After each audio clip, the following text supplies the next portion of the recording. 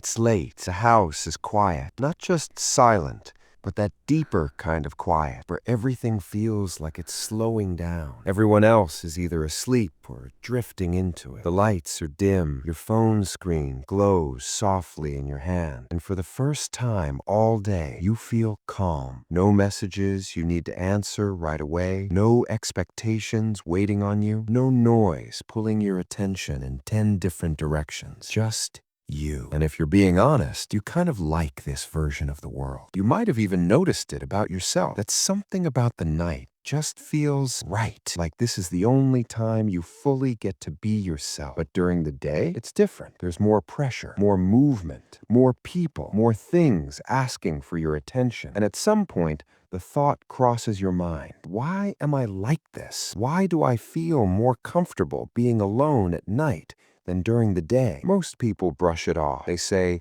I'm just a night owl, or my sleep schedule is messed up, or I probably just spend too much time on my phone. But what if it's not just a habit? What if there's something deeper going on? What if your brain actually feels safer, freer, more like itself when the world slows down? Think about this for a second. Imagine your mind during the day like a crowded room, not a peaceful one, a loud one.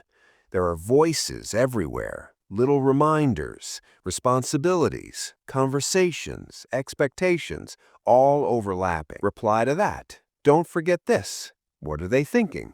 Am I doing enough right now? Even when you're physically alone, your mind isn't. It's still carrying the presence of everything and everyone around you. That constant background pressure never really turns off. But at night, that room starts to empty. One by one, the voices fade. The expectations loosen their grip. And suddenly, there's space. Space to think.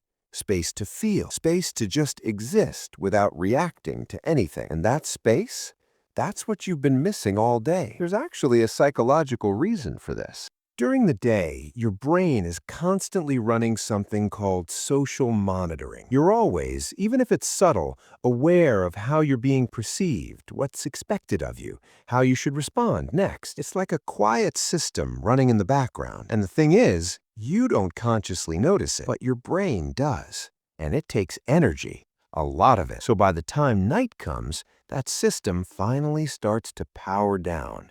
And when it does, you feel free. Free to think whatever comes to mind. Free to feel things without filtering them. Free to exist without being watched, judged, or needed. That kind of freedom is rare. And once you feel it, you start craving it. For a lot of people, nighttime doesn't just feel quiet, it feels safe, not physically, mentally. During the day, your brain is in a more alert state. There's constant stimulation, lights, sounds, movement, conversations. Your nervous system stays slightly activated, always ready to respond to something. But at night, everything changes. The darkness, the stillness, the slower pace. Your body reads it as a signal. You can relax now. And if you're someone who gets overwhelmed easily, or someone who processes things deeply, that shift feels like relief. Real relief, like stepping out of a loud, crowded room into a quiet street where you can finally breathe again. And in that quiet, you can finally hear yourself. This is especially true if you're more introverted or just someone who lives a lot in your own head. Because you don't just experience things, you think about them. You replay conversations, you analyze moments, you reflect on what you felt, what you said, what you didn't say. During the day, all of that gets buried under noise. But at night, your internal world comes forward. That's why you might notice your thoughts getting deeper. You start connecting things. You revisit moments you didn't fully process earlier. Sometimes it feels peaceful, almost like clarity. And other times, it can feel heavy because the same quiet that gives you space also removes distractions. So whatever is inside you, your thoughts, your emotions, gets louder. Have you ever noticed how something small during the day can feel big at night? A simple worry suddenly turns into a long chain of thoughts. That's not random. It's your mind finally having the space to go inward. It's like turning up the volume on your inner voice. And depending on what that voice sounds like, Night can feel calming or overwhelming, but even with that intensity, a lot of people still prefer it. Why? Because it's honest. There's no performance at night, no roles to play, no expectations to meet. It's just you as you are. Think about it this way. During the day, you're constantly interacting with the world. You adjust yourself slightly depending on who you're around.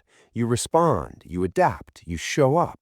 But at night, you meet the version of yourself that doesn't need to do any of that. And for many people, that version feels more real, more authentic. There's also something interesting happening in your brain during this time. You might have noticed that some of your best ideas come at night. That's not a coincidence.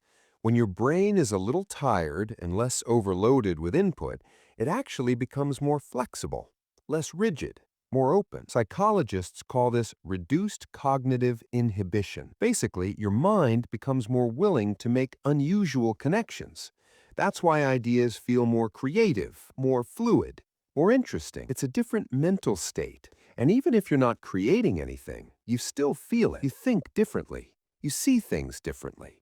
You understand things from angles you didn't notice before.